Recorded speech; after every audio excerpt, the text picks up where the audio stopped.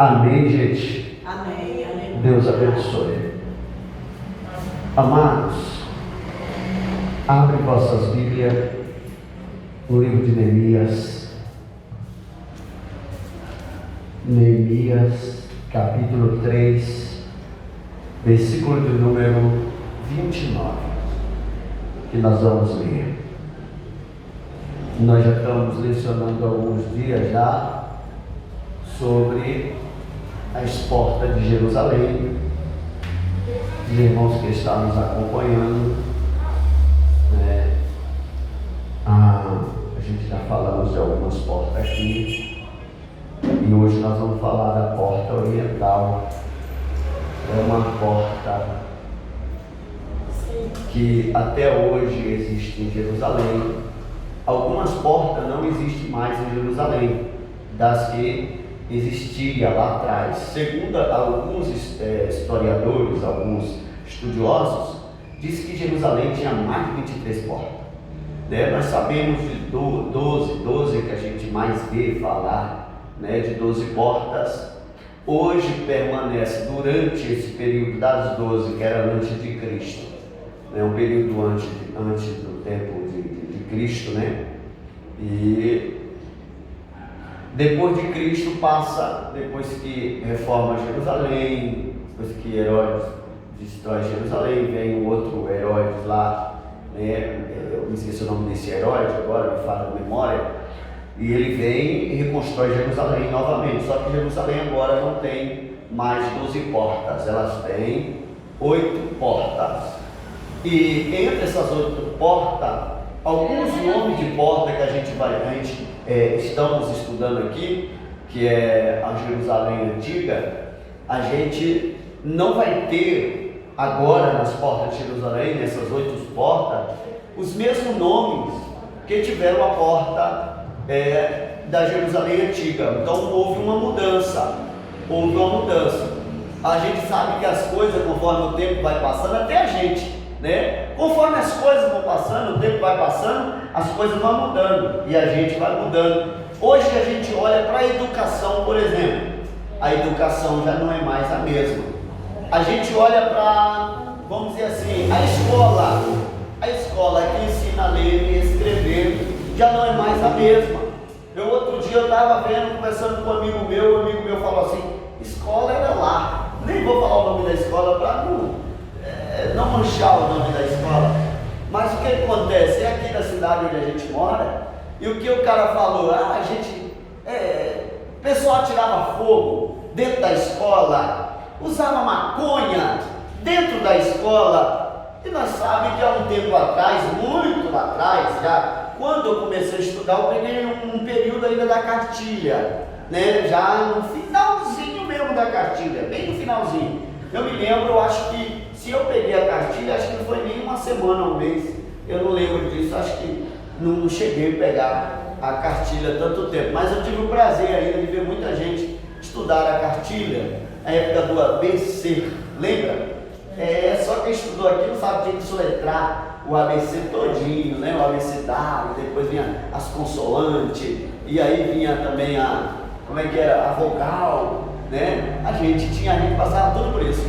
Então hoje mudou as coisas, está mais light, não está? As coisas estão mais light, está mais fácil, as coisas facilitaram.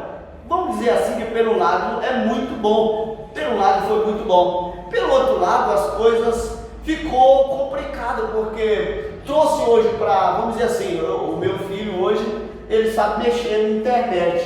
Na época, na idade dele, eu não sabia nem o que era um celular. Eu nem sabia o que era isso. Televisão? Meu Deus do céu, eu me lembro que eu fui assistir televisão, acho que mais ou menos, por torno de 12 anos de idade. E aquilo eu fiquei invocado. Eu assisti uma vez o Chapolin Colorado. E era eu não sei qual era o nome do episódio, eu sei dizer que tinha uma bruxa que cortava ele no meio e ficava metade para lá. Aquilo eu fiquei muito encantado. Até hoje ficou na minha memória. Eu falei, que coisa bonita. Nossa, eu ficava igual bobo. Aí pronto, viciei na casa da vizinha, nem vizinha era. Tinha que andar muitos quilômetros para chegar até lá, que era a roça. Então o povo tinha televisão, o povo tinha mais um pouquinho de condições. E aí a gente descia para a época de time, de futebol, de jogo, a gente ia assistir lá. Eu torcia pro Vasco, sabe que baiano torceu pro Vasco ou pro Flamengo, né? E aí eu ia direto. Isso era uma alegria para mim, uma alegria. Mas a gente, querendo ou não, a gente olha assim, vê o lado bom das coisas, e pelo outro lado existe o lado obscuro também, o lado ruim das coisas. O criador da televisão disse que jamais o filho dele iria ficar na frente de uma televisão. O cara que criou a televisão disse que não ia deixar o filho dele, e que ele se arrependeu de ter criado a televisão, porque a televisão ia mostrar tudo o que a gente vê hoje. O que a televisão mostra, a gente se motiva por aquilo. Muitas das vezes é uma novela, e tem gente que se compara a vida com uma novela. É bem assim a vida, é que está acontecendo, é tudo verdade, as coisas é bem assim. As coisas a gente sabe que a lógica das coisas é verdade, aquilo que é mais puro, que é fiel, não é dessa forma. Se a gente buscar as coisas com mais intrepidez, com mais seriedade, colocar Deus na causa das coisas, a gente vai passar por luta? Vai, eu não estou dizendo que a gente vai passar. A diferença é o seguinte, é que nós vamos passar pela luta com Jesus, e Ele vai nos dar vitória, porque a Bíblia diz que maior é quem está em nós do que o que está no mundo. Então nós estamos aqui para vencer, amém? Glória a Deus. E se nós não vencer aqui nessa terra, até porque nós não estamos dentro da igreja buscando coisa deste mundo, riqueza deste mundo. Por isso que eu trabalho todo dia para cumprir com as minhas obrigações, e vivo à custa dos outros também. A gente tem que trabalhar, tem que ralar para cumprir com as nossas responsabilidades, né? Graças a Deus por isso, que Deus tem nos dado algumas estratégias e que tem dado certo. É por isso que eu digo, não existe obstáculo, não existe, é impossível para quem está com Deus. A Bíblia diz assim: para o homem é impossível, mas para Deus tudo é possível. O que Deus está dizendo, tudo é possível ao que crê. Então, automaticamente, aquilo que é possível para a gente, se a gente tem Deus, as coisas que parecem ser impossível, vai tornar possível, Deus. Vai tornar possível para a nossa vida. Então, aquilo que a gente não está conseguindo alcançar, aquilo que a gente está lutando e não tem acontecido, é na mão de Deus. Deixa na mão de Deus. E tem um louvor que diz assim: se Deus quiser, Ele é Deus. Se Deus não fizer, também Ele é Deus. Então, vamos buscar a Deus, amém? Glória a Deus. Vamos lá. Neemias. Esse Neemias é para mim, é um dos caras mais ousados da Bíblia, porque ele vai tomar uma atitude, ele vai fazer algo que, vamos dizer assim, na profissão dele não tinha nada a ver com a profissão de Neemias, mas a atitude de Neemias muda o cenário, muda a história. Neemias passa a ser, né, um cara hoje, vamos dizer assim, se a gente olhar a Bíblia, é um dos caras mais ousados, mais intrépido da Bíblia, porque a atitude que ele vai tomar é uma atitude meio que maluca, porque primeiramente ele é servo de um rei. Qual o nome do rei? Artaxerxes. O rei Artaxerxes. E quando ele está servindo ao rei, disse que vem um tal de Hanani, de lá da terra de Judá, justamente da onde ele era, de Jerusalém. E o que acontece? E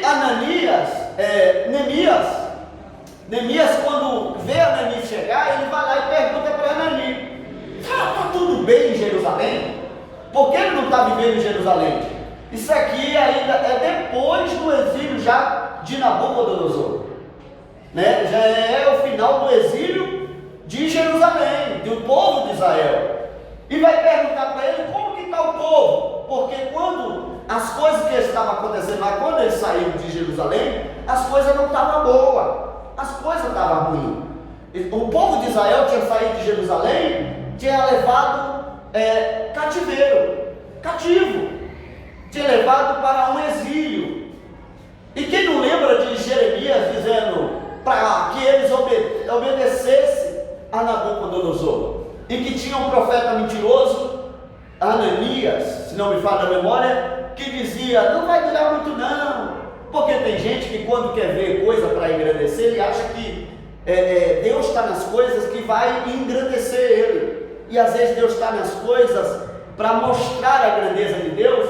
Deus quer nos ensinar de alguma forma, porque esse cativeiro é para Deus ensinar o povo, é para Deus trazer o povo de volta, porque o povo se afastou de Deus, e na verdade, tudo que acontece na nossa vida, de problema, de luta, de provações, a provação que a gente passa, nada mais, nada menos é para a gente tirar lá pelo menos 8, aquilo que é necessário. Quando a gente vai para uma escola, por exemplo, quando dá uma prova na nossa mão, a gente vai fazer aquela prova, o que acontece? Se a gente não tirar a pontuação desejada, o que a gente tem que fazer de novo? Novamente a prova, fazer tudo de novo. A minha esposa está tirando carta e ela não passou na primeira etapa, ficou nervosa. Ela vai ter que pagar uma outra prova para fazer de novo, porque está tirando na raça, quer tirar na raça. Então o negócio é assim que funciona. Errou, então vai continuar na prova até aprender. Quando a gente aprender, às vezes tem coisa que acontece na nossa vida. Quando Deus tira o povo do Egito, leva para o deserto, o povo começa a murmurar no meio do deserto. Deus disse: esse povo vai ficar no deserto, vai morrer no deserto. Morreu todo mundo no deserto. Todo mundo morreu no deserto, só ficou Josué e Caleb, dos que saíram do Egito. Dos milhões que saíram do Egito, só ficou Josué e Caleb. Dá para imaginar a matança que foi no deserto? O tanto de gente que morreu no deserto por causa da murmuração, e eles morreram na prova, porque não acreditaram na promessa de Deus.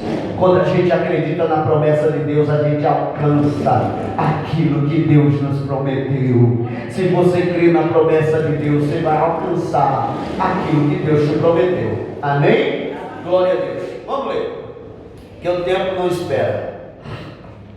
Diz assim a palavra do Senhor: em seguida, Zadok, filho de Imer, fez aos devidos conservados em frente à sua casa. Semeia, filho de Senaquinias, guarda da porta oriental, fez a restauração no trecho seguinte. Até aqui, porque nós vamos falar dessa porta hoje, porta oriental. Nós já falamos de porta das ovelhas, porta do monturo, porta do cavalo, porta das águas, porta da fonte. Nós já falamos de cada porta e cada uma com o seu significado. Essa porta aqui é uma porta interessantíssima. Ela é tão interessante, tão importante para a nossa vida, porque desde os tempos antigos é a única porta que prevalece, que permanece. Por quê? Porque sobre esta porta existe uma profecia. Que profecia é essa, pastor Marcos? A profecia que existe sobre essa porta é que quando Cristo vir, Ele como o príncipe, o princípio das coisas, que vem para resolver, colocar as coisas no seu devido lugar, quando Ele vir, então diz a promessa da palavra do Senhor, que Ele vai entrar por esta porta. Aonde está isso, pastor Marlon? Lá no livro de Ezequiel, capítulo 44. Versículo 1 ao 5, você vai entender mais ou menos contando essa história sobre que o Cristo, Ele vai vir, o príncipe vai vir, e Ele vai entrar dentro de uma visão que Ezequiel está tendo, e Ele vai entrar por esta porta. E é interessante que esta porta é a mesma porta que Jesus também entrava quando Jesus estava ali no Monte das Oliveiras, porque esta é a porta oriental, e o Monte das Oliveiras fica para o lado oriental de Jerusalém, e era onde Jesus entrava e saía, aonde também, segundo os historiadores, aonde Jesus entrou na entrada triunfal de Jesus em Jerusalém. Quem não lembra de quando Jesus estava caminhando com o discípulo, depois de Jesus ter entrado na casa de Zaqueu, Então Jesus, ele vai para Jerusalém. Quando Jesus está saindo de Jericó, Jesus está em direção a Jerusalém, Jesus vai dizer para o discípulo se adiantar e pegar uma jumenta que está amarrada e que ninguém nunca a montou nela. Uma jumenta que ninguém nunca montou nela.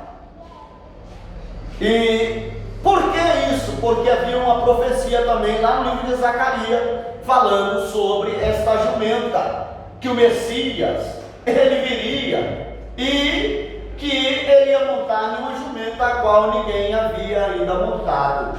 E Jesus manda que o discípulo vai, pega essa jumenta e traz até ele. Se alguém vir que eles estão pegando a jumenta, porque a jumenta já está amarrada com um propósito, porque as coisas que Jesus fez foi só aperfeiçoar. Por isso que Jesus disse: eu não vim acabar com a lei ou tirar a lei, não, eu não vim isso, eu vim cumprir.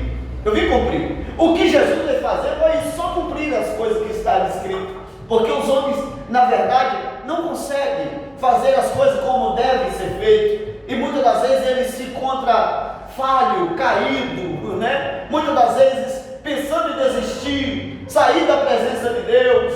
Mas quem tem a Cristo, quem luta com Cristo, como o apóstolo Paulo disse: olha, aquilo que eu quero fazer, isso eu não faço, e o que eu não quero fazer, logo eu me pego fazendo. Então Jesus veio cumprir, mostrar para nós, que eu creio que uma das maiores exemplos que Cristo veio dar para nós foi que ele encarnou, veio como homem, passou por esta terra como homem, e ele deu um testemunho extraordinário para nós.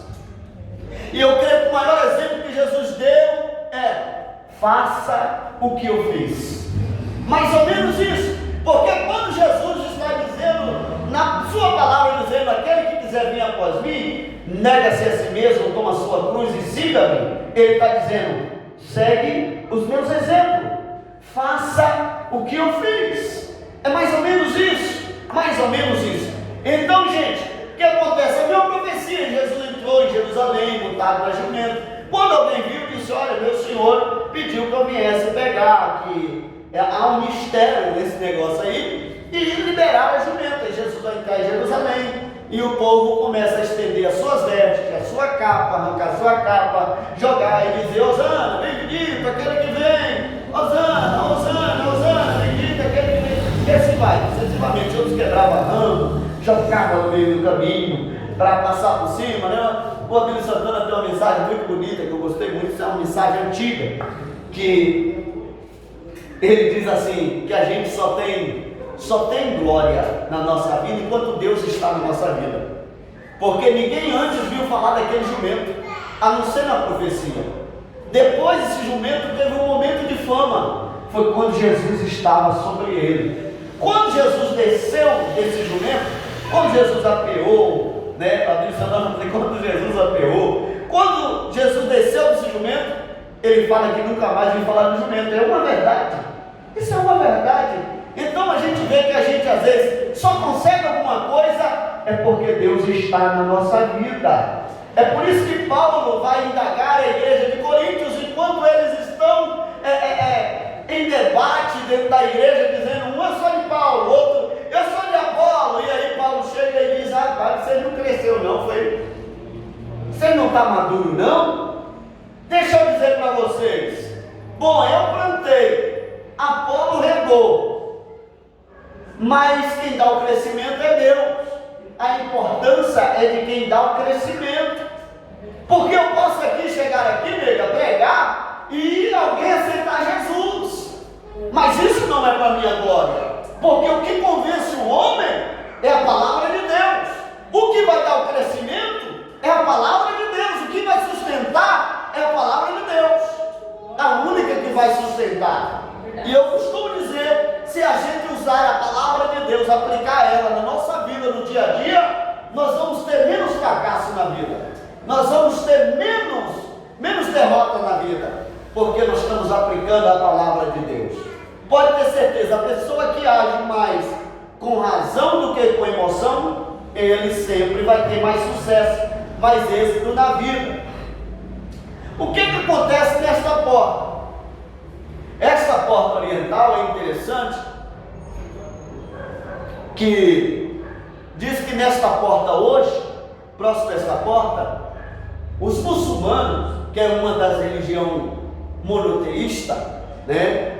O que é isso, pastor? Uma religião que adora só um Deus, que é como os cristãos, os únicos que acreditam em só um Deus, é os cristãos, monoteístas e o judaísmo. É os únicos que acreditam em Deus, são as três religiões que são monoteístas, que acreditam em um só Deus. Então, naquela porta, diz que fizeram um cemitério, naquela porta dourada onde está fechada hoje, onde está fechada. Para quê? Por que fizeram esse cemitério, que é o cemitério do... Eu falei aqui agora. Oi? Hã? A porta virou um cemitério. É, mas eu falei aqui da religião aqui agora. Não. Falei aqui agora. Me falhou aqui, vou lembrar. Essa religião, ela fez o cemitério justamente lá, porque eles acreditam que quando o Messias vir, que vai ser o Messias que vai vir dos judeus, então quando vir esse Messias, eles acreditam que eles vão ressuscitar primeiro.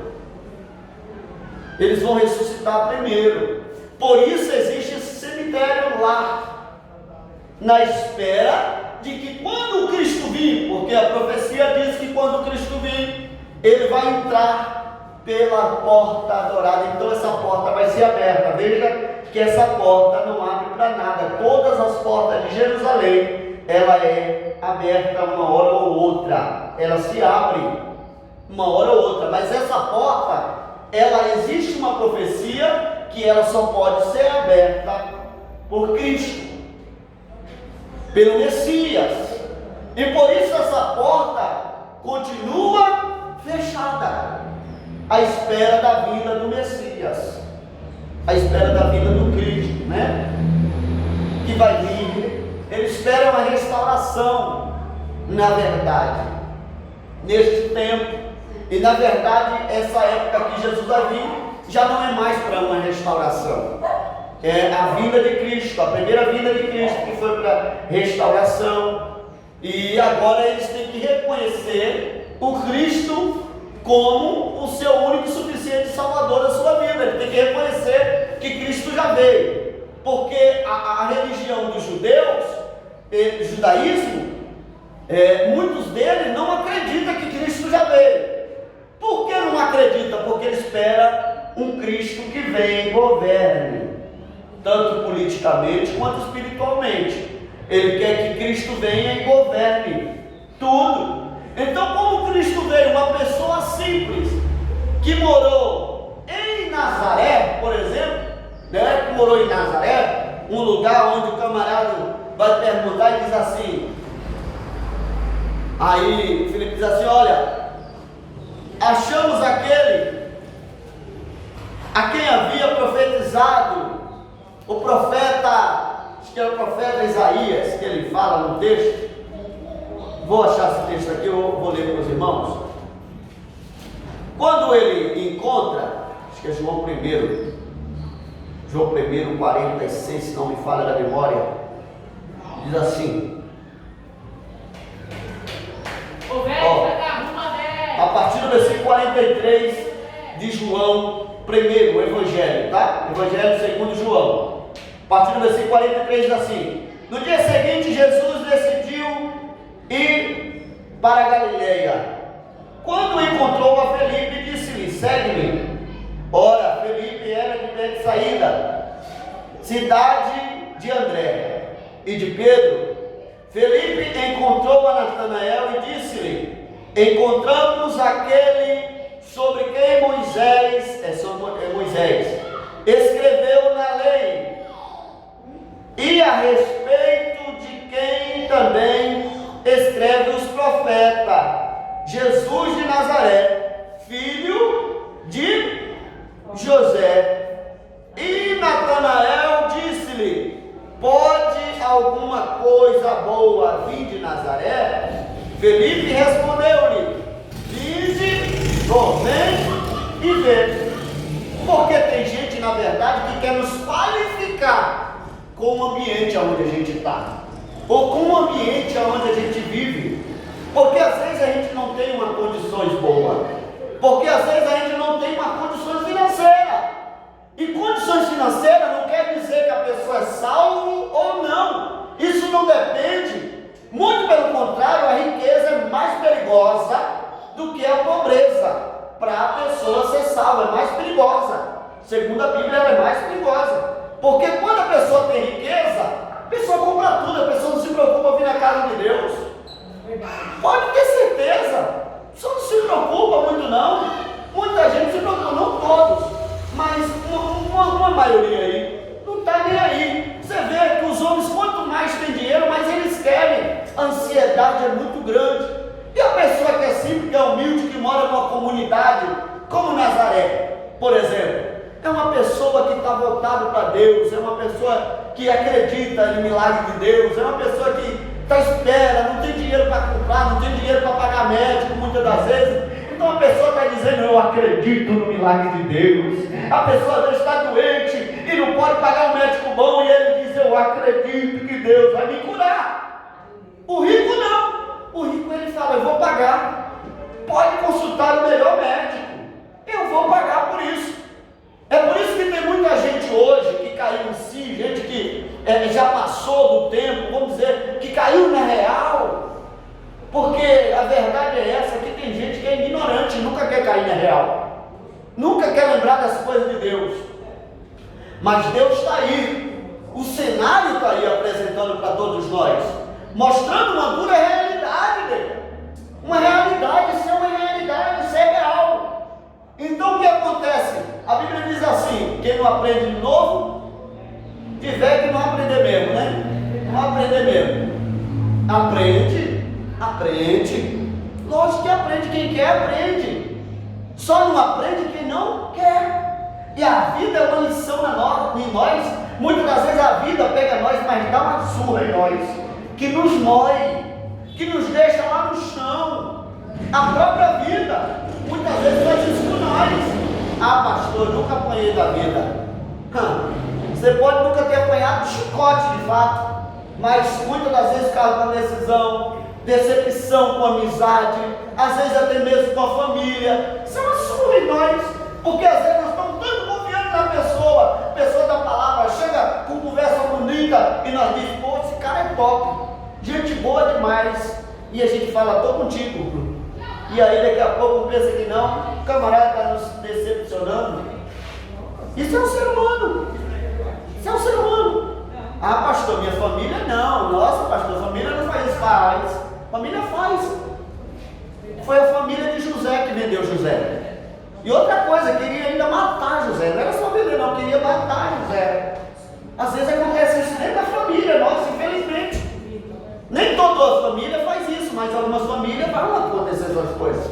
Isso é surra que a vida nos dá. Isso é pancada que a vida nos dá, nos ensinando, dizendo, rapaz, o negócio é Deus, busca Deus, rapaz. Busca Deus, não sai da presença de Deus não. Deus tem vitória para nós. Deus tem vitória para nós. Muito bem. Aí o que acontece, meus queridos?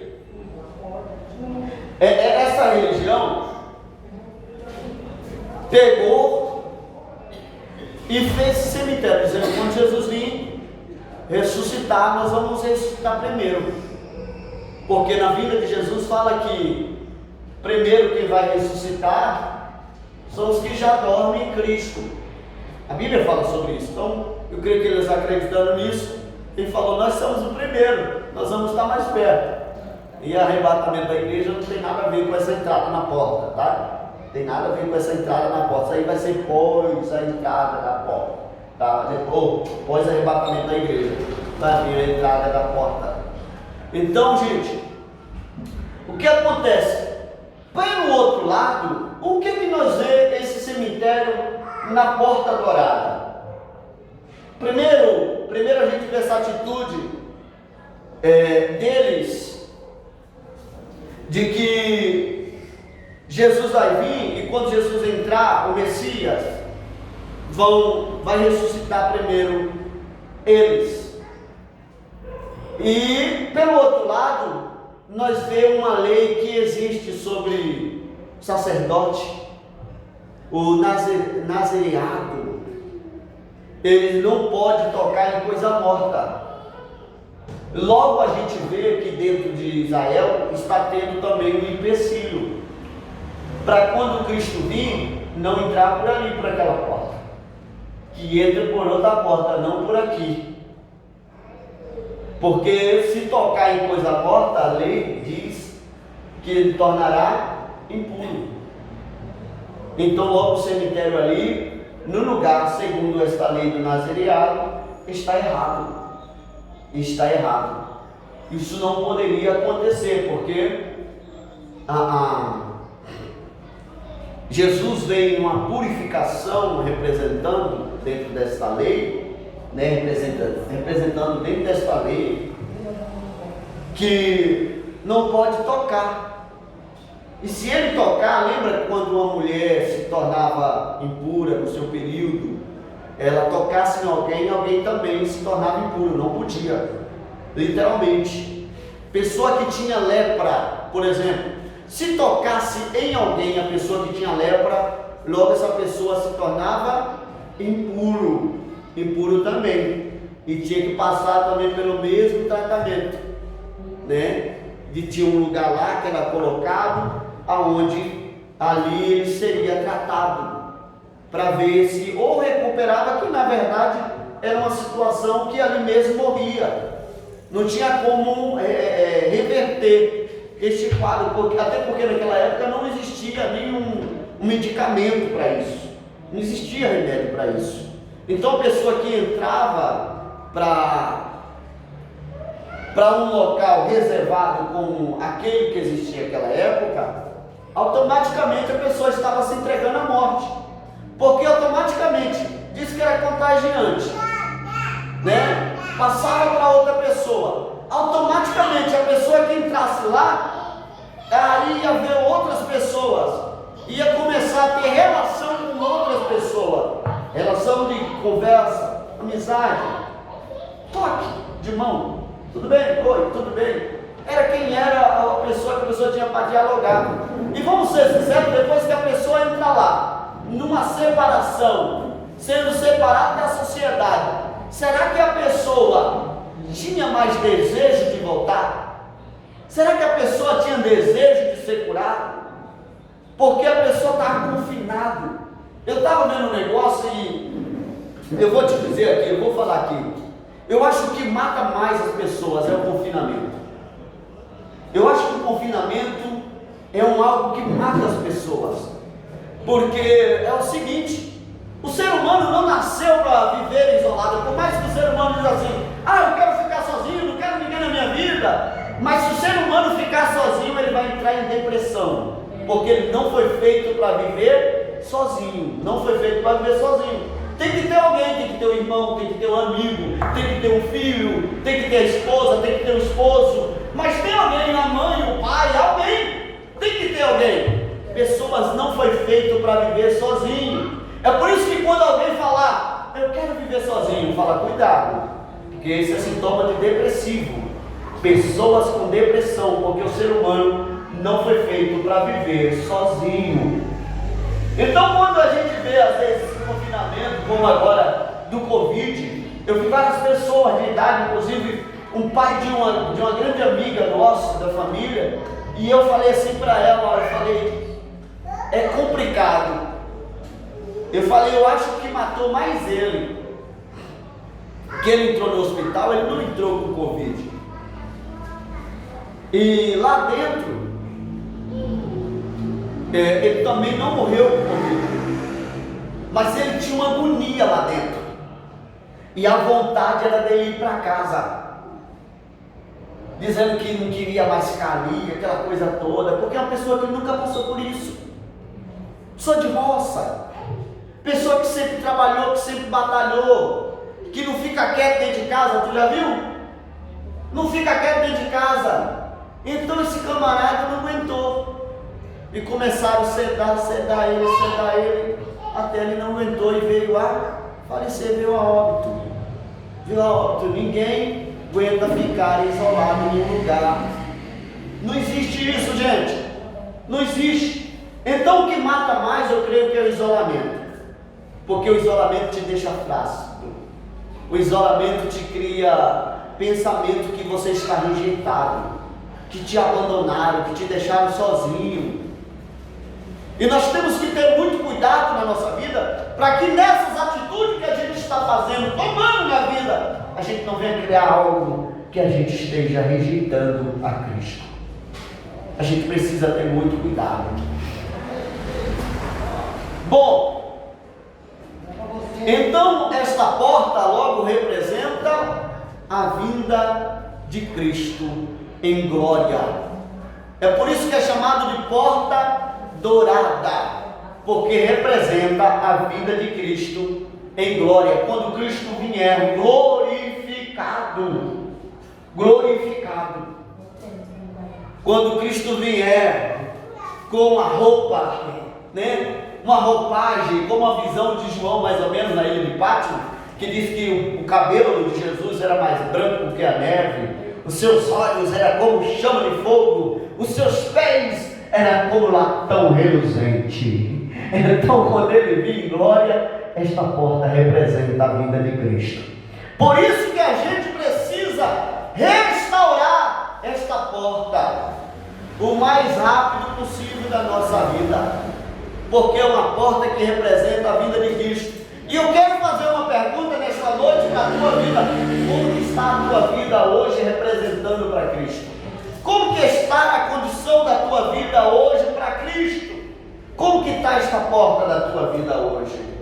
Nós falamos aqui de porta do futuro, que a gente falou que a gente tem que tirar toda a sujeira, né? Essa porta, por isso que a gente vem falando de cada porta, e cada porta com significado. Nós falamos também da porta das águas, porque a porta das águas é a porta da purificação, é onde você passa, você é lavado, você é purificado, e o pecado tem que bater em retirada, e ali é onde Deus olha para nós e nos dá uma nova chance, e diz: estou te dando uma nova chance, vou te sustentar novamente. Vamos lá, meu amigo, vamos, continua.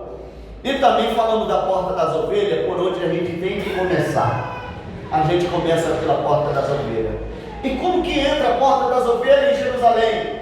Como que entra as ovelhas quando entrava aquela época para ser sacrificada? Eram as melhores? Eram os melhores bois? Era do sacrifício. Mas os animais, quando entravam lá, muitas das vezes estavam sujos, estava com carrapicho de lá de fora, estava com sujeira de lá do mundo.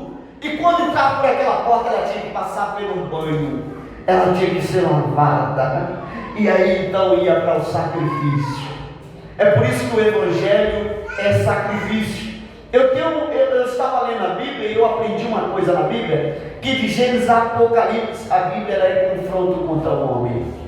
De Gênesis a Apocalipse, porque a Bíblia ela nos confronta. Sempre a gente vai estar no errado. E eu falei aqui outro dia, eu vou falar de novo. Se um ser humano entrar dentro da igreja e não quiser ouvir falar contra o pecado e falar a favor da santidade, está na igreja errada. Você está indo no lugar errado, porque a gente está aqui para isso. A gente é pecador e ninguém é melhor do que ninguém. Eu não sou melhor do que você, por exemplo, nega. Eu não sou melhor do que a Lídia, eu não sou melhor do que essas crianças, sou melhor do que a diaconisa Antônia, eu não sou melhor do que vocês. Não, ninguém é melhor do que isso. Quem é melhor? É Deus. E quem faz a diferença? É Deus. E a palavra de Deus na nossa vida. Porque a palavra de Deus é quem nos dá o banho. A palavra de Deus é quem é a água que nos lava. A palavra de Deus é quem é a água que nos purifica. A palavra de Deus é quem nos ensina a entrar no altar para o sacrifício. Aleluia. Evangelho, meu amigo, é porta estreita. E a porta estreita é apertada. É difícil para entrar lá. Não tem jeitinho, nega, para entrar lá, nega. O negócio é duro, nega. É difícil para entrar lá. Por isso muita gente abandona a fé. Por isso muita gente desiste no meio do caminho, não aguenta e desiste, para de professar sua fé por algumas coisas, por alguns detalhes, E a gente estamos aprendendo aqui na palavra do Senhor que nós não devemos desistir, nós não devemos parar de lutar, nós devemos acreditar que Jesus, Ele veio buscar uma igreja santa, lavada e remida no sangue do Cordeiro.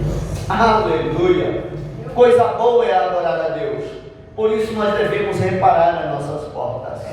Por isso nós devemos restaurar todas elas, porque cada uma delas tem o seu significado. E cada uma delas traz para nós significados